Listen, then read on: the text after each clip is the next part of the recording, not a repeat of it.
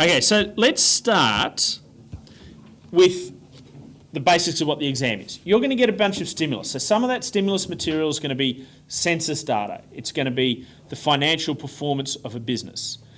We're dealing with a very small business. A micro business has less than 5 employees. And you're going to be asked to make recommendations around 2 areas. One is, how should that business expand? So should it be through becoming a franchisor and having people buy a franchise business from them? Is it about buying another business, and how well does that fit? And the third way of expansion is saying, well, do they just keep doing what they're doing and find ways to grow? And possibly one of the things there that they might do if they want to expand is to build the idea of intrapreneurship, right? That you have staff that are thinking of business ideas and pushing business ideas themselves. So let's think about the first way of expanding.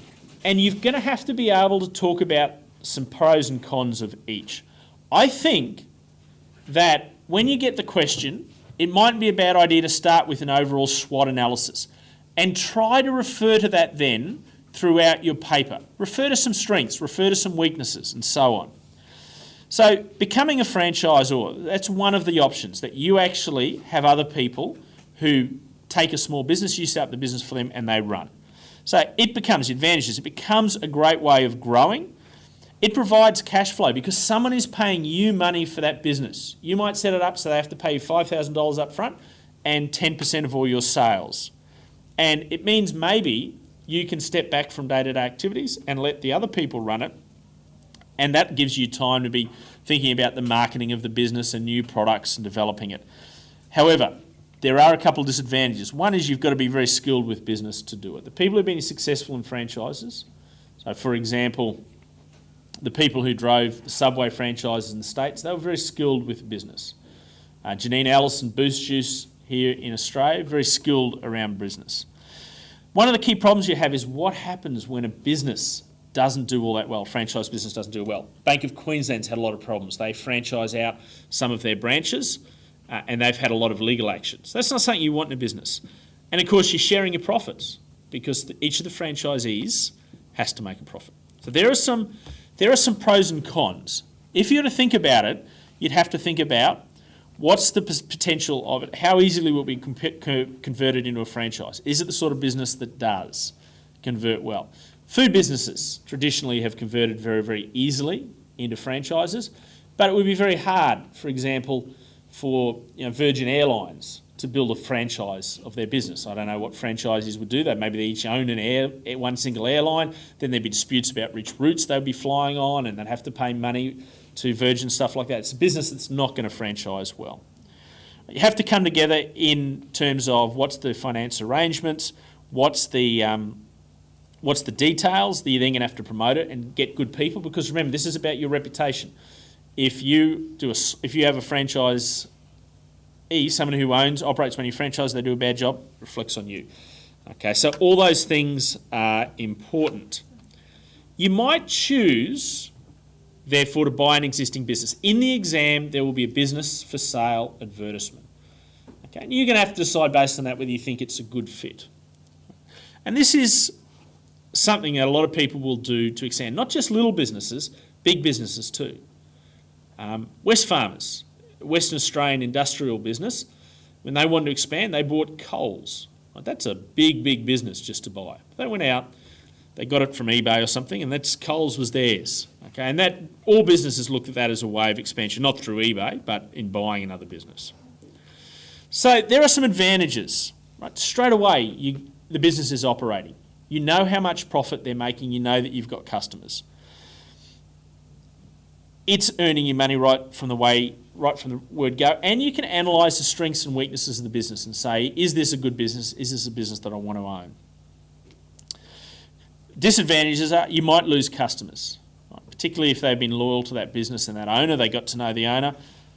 There might be some negative aspects of the business, right? If the business has a bad reputation in the area, that's not going to be a good thing. It's very hard to value businesses. People come up with rules of thumbs for small businesses. It might be, for example, 4 or 5 times profit might be a reasonable valuation, but it's hard. It's hard to know what it's worth. And if the business has been doing something not very well, it's hard to change that culture. We can talk a lot about culture, but it's one of the hard things to change. Right. So some of the considerations are, how good are you to be able to build the business? How well does the business match with what you've got?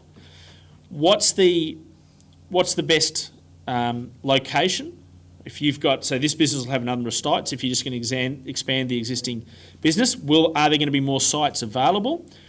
What's going to be the cost of expansion? Right? Is that going to be a problem? So there's a number of things around expanding the business that are important to think through. And a lot of them are logical. Right? Think through them themselves as logical as business people, young business people. What are going to be the problems with expanding it? And what are the positives?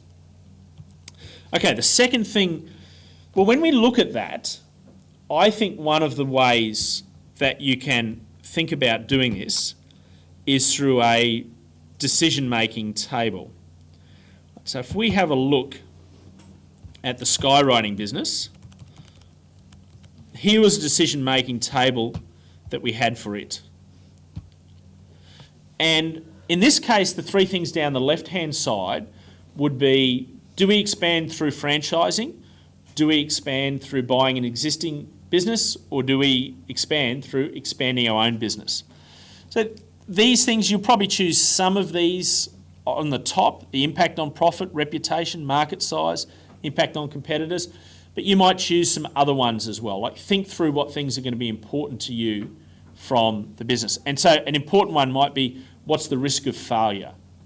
Okay, because some of those are going to be bigger than the others. Some might be what's going to be the biggest time cost for the owner. How much experience does the owner need? Because that can be very important. So that's where I think you would get to with that. A similar table, but obviously different data. Let's have a look at intrapreneurship. That's going to be the second thing. You're going to have to decide whether you're going to suggest that a company focuses on being intrapreneurial. We've talked about entrepreneurial, that's people risking their own money to start a business. Intrapreneurial, that's about people who work in a business thinking of new ideas, thinking of new innovation. Right. So they work within the boundaries of existing business structures to transform ideas into profitable ventures. They're employees, so they don't risk going out and not having a job for a while, but they have that security. So they have that security, but they're still interested in ideas and improvement. A great example, and remember examples are important to that first criteria, particularly post-it notes, 3M. They were developed by someone within 3M who had time set aside to try and think of innovative ideas. Right. Same thing, Facebook and Gmail, and then the little Sony. Richard Branson. This is an important quote by a very successful business person. We associate Richard Branson with his airlines, but he's been involved in a number of other business ventures, including in recording and entertainment industry. Healthy growth for a company requires a smattering of intrapreneurs who drive new projects and explore new and unexpected directions for business development. It's a really powerful quote. Why would we want to foster it? What are the good things? If the business world is always changing and changing rapidly, this allows us to adapt to technology changes and market changes. If we're always subtly changing what we're doing, that's going to let us keep up to date.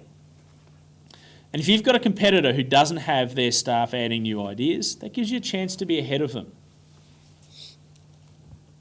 It also encourages growth because you might have new or better products, and people are going to once you have those products, people are going to favourably look on your brand, so that who you are. How do you create it? This is about corporate culture. We'll look at corporate culture in a little while. Create a learning culture. So value new ideas and thinking. And one way to do this is to train in that regard. Make it okay to fail in an organisation. People aren't going to take risks and put forward new ideas if they get criticised for it or get reprimanded for it. Give people ownership of ideas. The greatest way to do this is to say when people come up with a new idea, give them a share of the profits. 3M do that. So if the company makes a bunch of money out of a new idea, we're going to share the profits with you. Reward that behaviour. making sure that you're noticing people are coming up with good ideas, and allowing people time to play around. It might just be a little bit. It might just be, if you work in a cafe, maybe set aside a half an hour and see what the staff come up with around new ideas. So that's intrapreneurship, and it links to the ideas of corporate culture. So let's have a look at the key elements of this.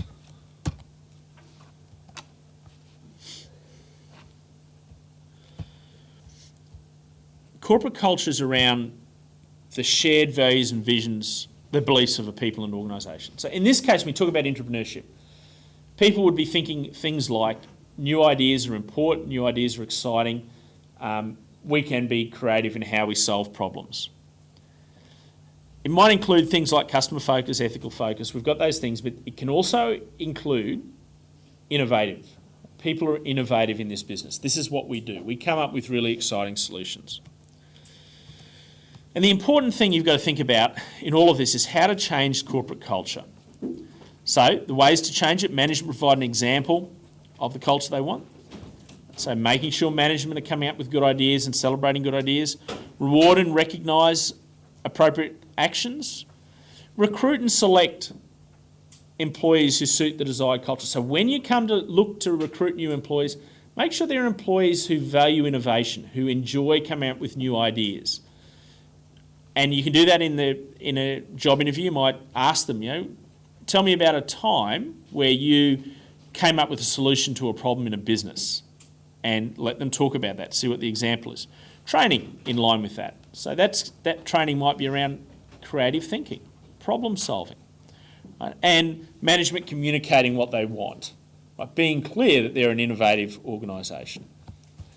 And the last thing I want to go, and this is higher level work, is the article I've put from Forbes around changing organisational culture. And I think this is a very nice article. It dovetails into the notes you had on intrapreneurship from Miss Lewis. It dovetails into the idea of culture and says there's 3 different ways of getting people to change. Okay, power tools, the punishment, the control and command, and maybe sometimes that's going to be necessary. There are circumstances when things are so bad that if we don't make radical, immediate change, the business will fail. And at that point in time, you might have to use power tools. Management, the more normal things that we see in management, training, promotion, how we hire and fire people, that is looking for people who sit with our culture well, through to the leadership stuff. Storytelling, that's about giving examples of the culture in action. Who are the heroes of the firm? Role modelling. How does the management behave? We said that's an important part of it. So you've got different levels there that you can choose to focus on.